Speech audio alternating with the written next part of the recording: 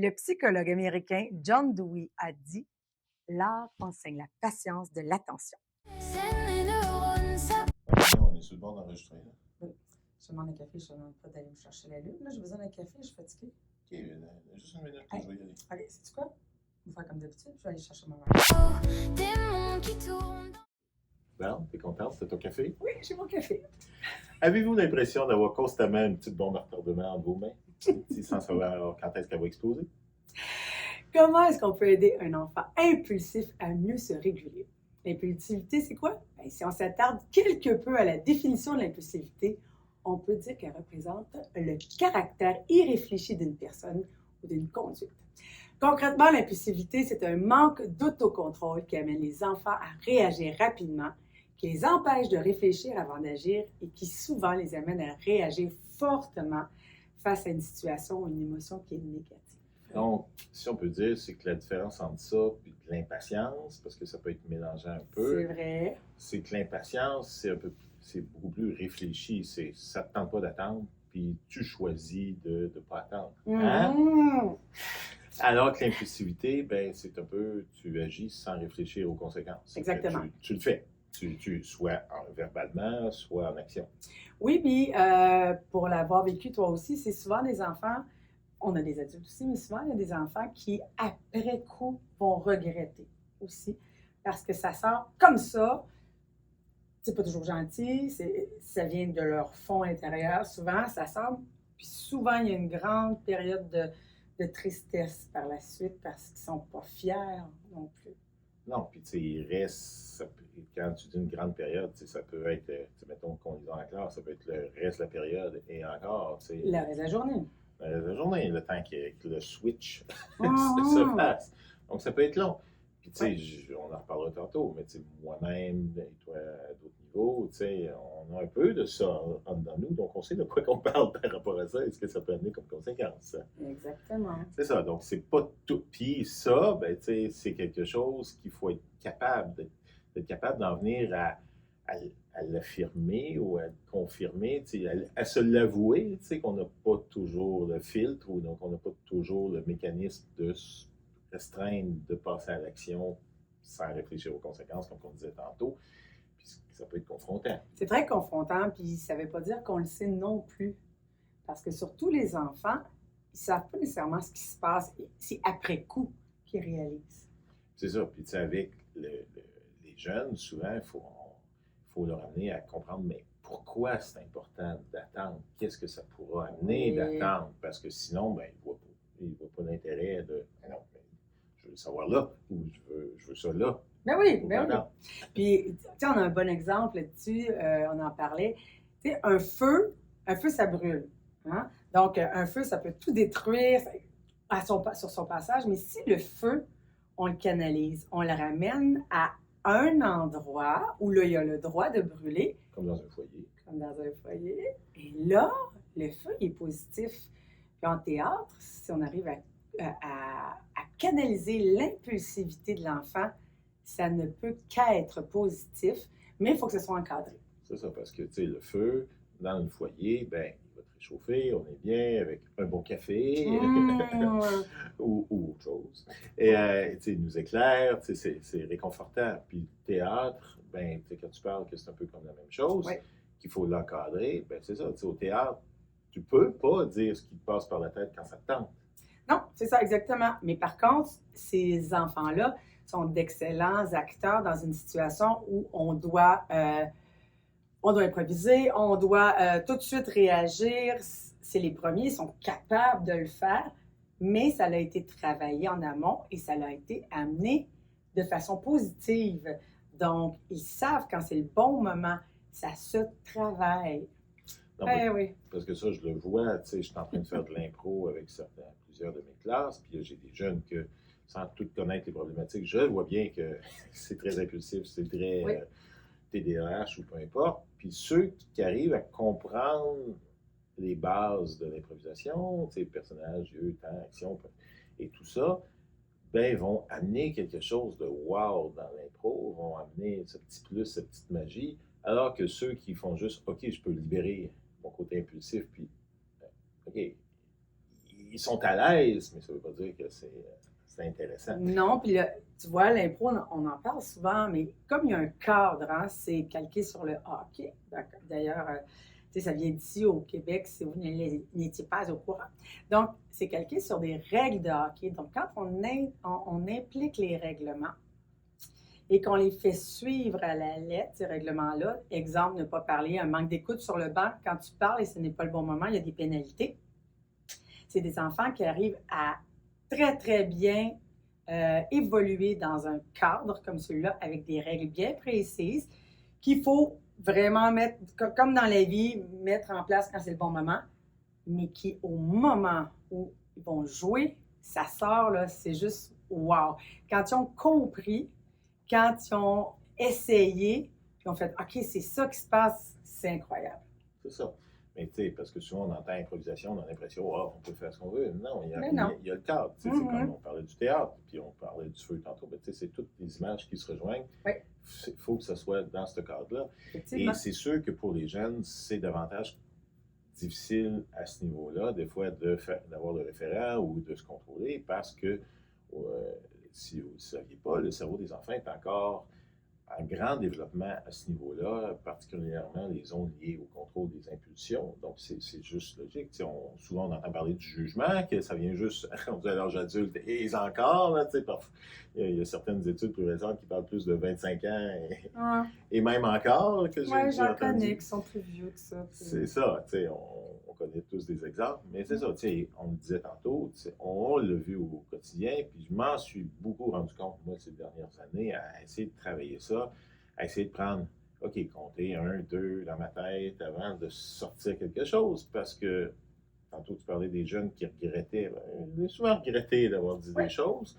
C'est pas nécessairement que je regrettais le propos, mais je regrettais de la manière que ça a été dit, les mots qui ont été employés pour vouloir dire la même chose, mais peut-être pas reçus de la même façon, oui. Mais des fois, c'est les propos aussi. L'impulsivité, quand ça sort, ça sort. Puis, mais c'est juste que les enfants, on n'est pas obligé de tout leur expliquer non plus, mais si on leur met un cadre, je sais que je me répète, mais ça peut tellement être positif. Ça peut tellement être bien. Puis les arts, qu'est-ce que tu veux que je te dise? C'est bon pour toutes ces affaires-là.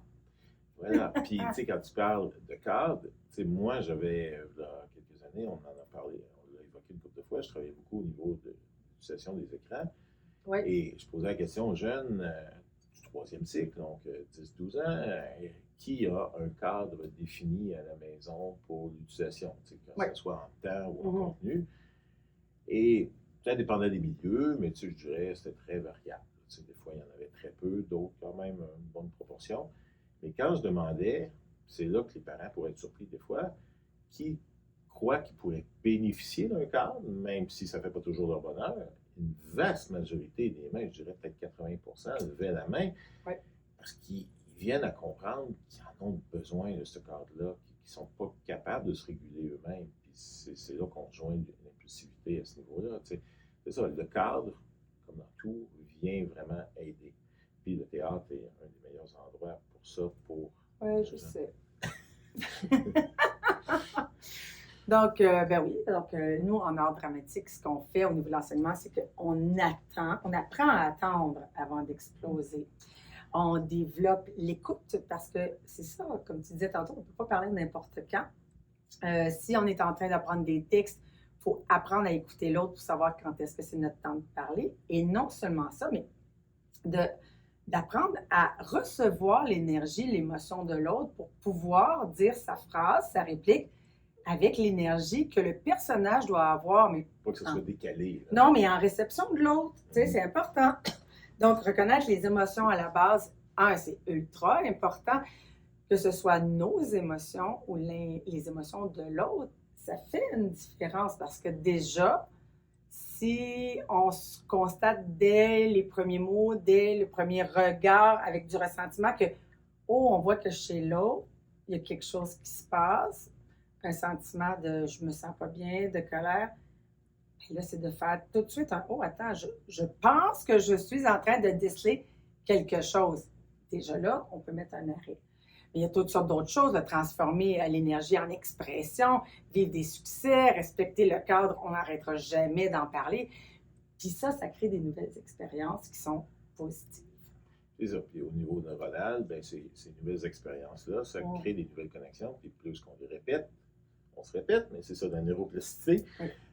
Plus qu'on les reproduit de différentes façons, ben les chemins se solidifient, les chemins deviennent plus la route principale, la route naturelle de comment les jeunes vont réagir par la suite, comment ils réapprennent parfois à agir. Est-ce que c'est toi qui m'as montré ça ou j'ai déjà... Puis ça serait quand même intéressant si j'arrivais à remettre la main sur cette vidéo-là, que tu vois c'est des neurones, je pense, qui sont... En tout cas, ça a été... c'est au microscope, c'est tellement petit, puis je pense que c'est au moment où ils apprennent quelque chose, ça fait clic, et on les voit c'est comme se loquer, se barrer. C'est pas toi qui m'as montré ça? Je vais le trouver sinon, mais c'est très intéressant. Je sais ce que tu veux dire, mais c'est pas. Je pense pas que c'est moi qui t'avais montré ça, mais c'est ça, c'est des connexions, des pompes sodium-potassium en termes scientifiques, mais c'est ça, c'est des. D'accord. Moi, c'est parce que j'avais un prof au cégep, pas au cégep, à l'université, qui, pour lui, la vie ne se résumait qu'à ça. Des pompes sodium et de potassium, je pense toujours à lui. Ouais, c'est ça qu'on se disait. Mais c'est ça, c'est les connexions qui se font. Puis, tu sais, il y en a un paquet de connexions dans notre cerveau. Il y a des dizaines de milliards. Donc. Mais c'est ça, mais quand on les voit, c'est parce que moi, l'an dernier, j'enseignais les premières années, vraiment, j'enseignais le CCQ, le niveau cours.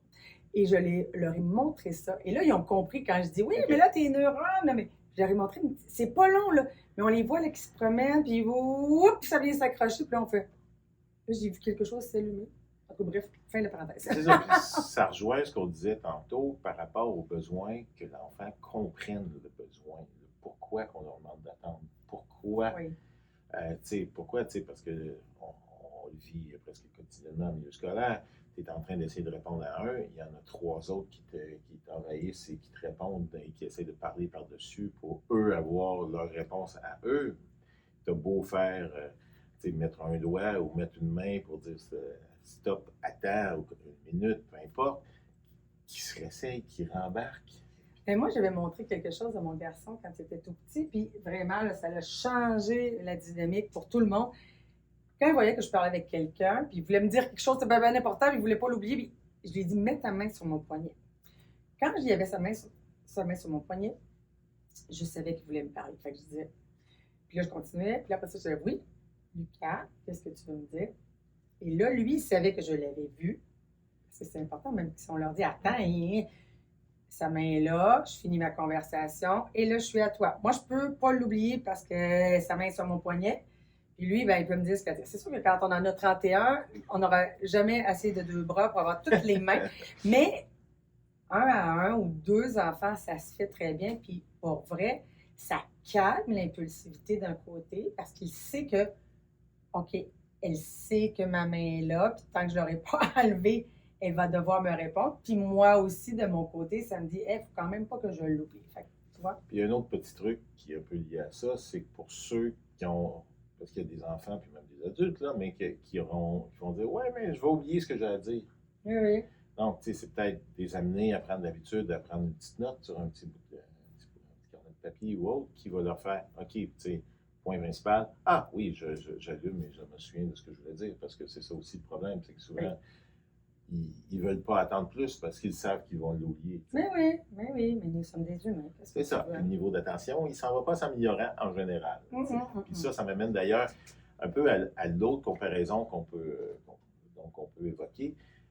Puis je suis sûr qu'il y a plusieurs de nos auditeurs qui connaissent ou qui ont déjà entendu parler de ce test-là, le fameux test de la guimauve, où tu voyais, on a vu des versions plus récentes, là, où tu t'enfermais un enfant avec... mais oui, ça... non, mais dans une pièce, là, mais c'était pas un double tour, là, c'était juste, il était dans une pièce seul, on le laissait, et on disait, voici une guimauve, puis au bout de tant de temps, parce que souvent... Les enfants de 4 ans. 4-5 ans, en tout cas, mais si tu ne la manges pas dans les prochaines minutes, X minutes, ben, tu vas en avoir une deuxième. Ouais. Mais l'expérience initiale qui a été faite, puis tu sais, en science, c'est généralement pas quelque chose, OK, tu le fais une fois, puis ça devient, ben non. Ça devient la vérité, là. C'est quelque chose de reproduit, de suivi sur un temps. Et il y avait, c'était à Stanford, fin des années 60, début des années 70, il y avait suivi 550 enfants de 5 ans. Et leur avait demandé pas, et peut-être à l'époque c'était moins pire, là, pas 4-5 minutes, d'attendre 15 minutes. Quel âge pour les enfants? 5 ans. D'attendre. Avec toujours la guimauve. Toujours la guimauve. Bon. Et ce qui est le plus intéressant dans ce qu'ils avaient pu observer, pu découvrir, c'est non seulement, bon, il y avait une certaine proportion qui attendaient, d'autres non, mais ce qu'ils ont fait, c'est qu'ils ont suivi ces enfants-là par la suite, Oui. pendant un bout de temps, pendant un certain temps.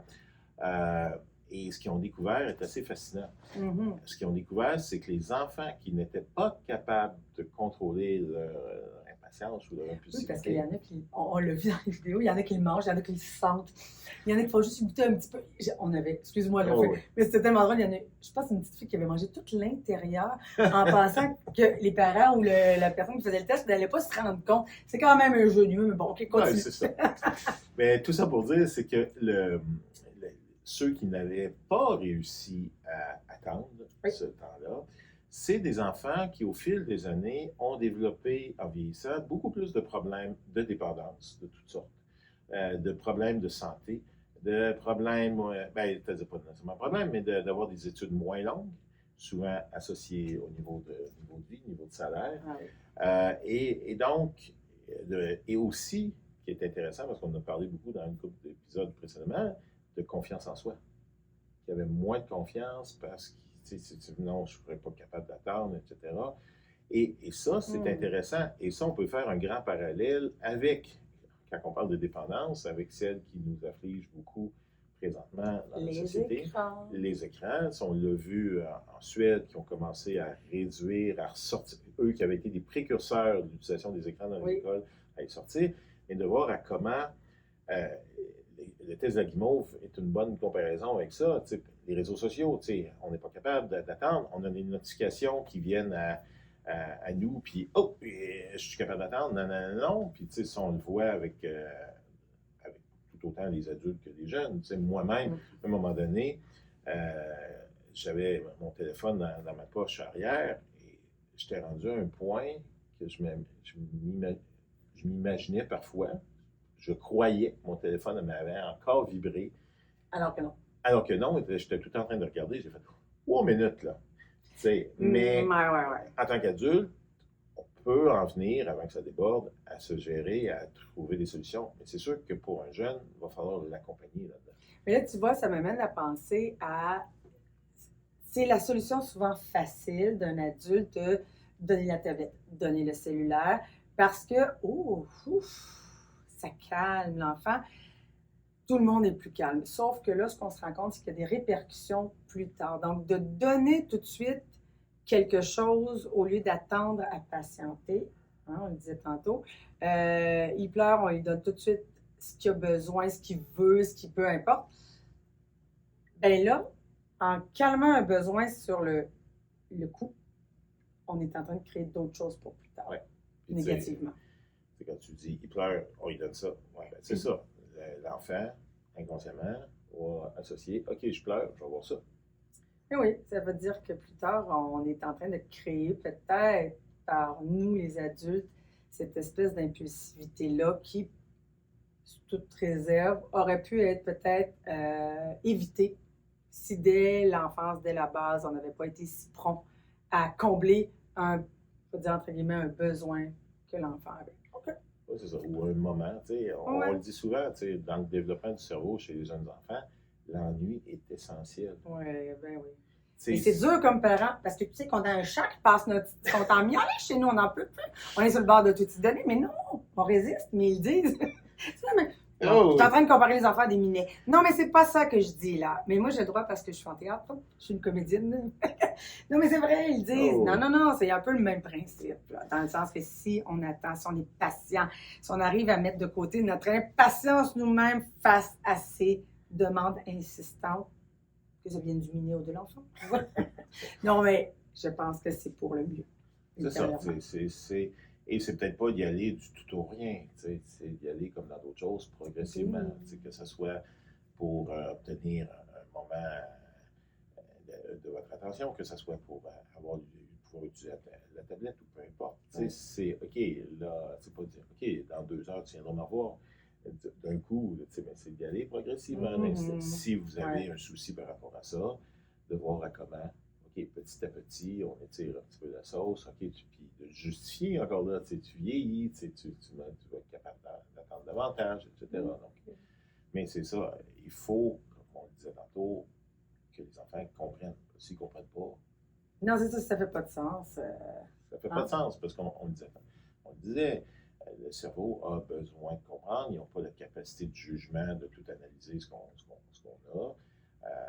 Puis, tu sais, entre ce qui est vrai et ce qui n'est pas vrai, tu sais, ça va entre l'âge de 8 à 14 ans, et donc rendu à l'adolescence avant que le cerveau catch tout ça. Est-ce que tu es en train de me dire qu'il y a des enfants de 14 ans qui croient encore au Père Noël? Bon, peut-être pas ce bout-là, mais il y a bien d'autres affaires, tu sais, qui vont peut-être s'imaginer qu'ils ont des peurs. Oui, je comprends. C'est ça. Donc, on en est pas mal là. Mais ça, on le voit donc beaucoup, et je dirais de manière croissante là, au niveau scolaire. En tout cas, oui. On le voit. On achète la paix souvent. Puis d'acheter la paix, ben ça ne nous amène pas la paix plus tard. Ça ne nous amène pas la guerre non plus. Je ne sais pas trop quoi dire. Mais ça l'amène la paix temporairement, mais bref, c'est pas possible. Donc, qu'est-ce qu'on peut faire avec eux pour essayer de les amener progressivement en pratiquant? Il n'y a rien à faire. Non. OK, ben on a terminé. Alors, non, mais on peut faire des jeux de théâtre là, que j'aime bien, mais tu sais, c'est juste de se dire, hey, on va se prendre à 5 minutes. On n'est même pas obligé de dire on va faire du théâtre ou de l'impro. Là. On est autour de la table, puis on joue à un jeu où on parle en famille de la journée ou peu importe. Tu sais, ça peut être des moments qui sont déjà placés dans votre horaire, on soupe ensemble. Et là, on se dit, OK, là, on parle, mais avant que ce soit quelqu'un d'autre qui parle, on attend 3 secondes dans notre tête. Donc, on fait un exemple. Bien sûr. Ben, je suis contente que tu aies compris ce que je voulais dire. Mais là, tu sais. Hey, ton 3 secondes. OK, on avait fini. OK, c'est bon. Tu sais, là, c'est un exemple bien banal, mais le fait est, c'est qu'après ça, on peut amener l'enfant à comprendre que on ne va pas dire les mêmes mots, on ne va pas utiliser la même façon de s'exprimer en ayant pris le temps, pris cette pause. Et tu sais, on le fait déjà naturellement, bien souvent, en tout cas, du moins en tant qu'enseignant, ou intervenant en milieu scolaire, de OK, là, il va respirer par le nez, il va te calmer, il va te donner des moyens. Après ça, on en discutera, parce que sinon, ça sort tout croche, ça sort de manière. Mais là, ça m'amène à quelque chose, Charles. Oui. Caroline. Si on amène les enfants dans ce jeu-là, d'attendre 3 secondes avant de parler, j'ai l'impression que dans le cerveau, on est peut-être en train de placer quelque chose. Parce que là, on attend. Je vous le dis, là, c'est sûr que les 2-3 premières fois, là, ça ne sera pas un succès. C'est pas grave, on continue. Je suis convaincue qu'à force de le faire, il va se placer quelque chose dans la tête où, à un moment donné, les jeunes comme les moins jeunes, de prendre un temps des fois avant de répondre. C'est sûr que le 3 secondes, il est long, je pense. Mais éventuellement, ce sera peut-être 1 seconde, mais dans la vie de tous les jours, j'ai l'impression qu'il va y avoir quelque chose qui va avoir été appris et bien sûr. On fait une nouvelle connexion. Et voilà. Donc, la semaine prochaine. Oh, mon Dieu, oui, la semaine prochaine. Parlant de cerveau et de neurones, on va voir la puissance du jeu. Puis je ne parle pas juste de jeu théâtral, là. Le jeu en général. Pourquoi chez les enfants, c'est aussi un besoin neurologique et pas juste de détente ou d'amusement, mais pourquoi c'est si important? Effectivement. Et puis moi, de mon côté, je vous invite le 31 mai 2026, si vous avez un petit dimanche tranquille, on sera au cinéma de Belleuil. Parce qu'au cinéma de Belleuil, c'est l'apothéose. Hein? Ça va être le spectacle de la session de théâtre printemps 2026 et les films des enfants, des groupes qu'on a tournés cet hiver. Donc, on va avoir un beau spectacle. On ne sait jamais. À partir de 4 ans, les jeunes. Oui, à partir de 4 ans. Ça va être vraiment, c'est un bon moment à passer. Là. C'est de 9h30 à 11h30. Et puis, on ne sait pas. Peut-être qu'il va y avoir un déclic. Qui va peut-être avoir visiter notre site web et à nous écrire pour ça. Puis d'ailleurs, on a vu un bon exemple hier et on avait un papa qui Il disait, hey, on peut-tu y aller même si mon enfant n'était pas là? Parce que il disait, j'ai l'impression que ça pourrait l'amener à avoir un déclic puis Oui, aller chercher quelque chose. fait qu'on vous invite, venez faire un tour. Vous allez passer quand même un bon moment. S'il n'y a pas de déclic, il n'y a pas de déclic, mais il va peut-être se faire plus tard aussi. Voilà. Studiocatharsis.ca. Alors, bonne semaine. Bonne semaine!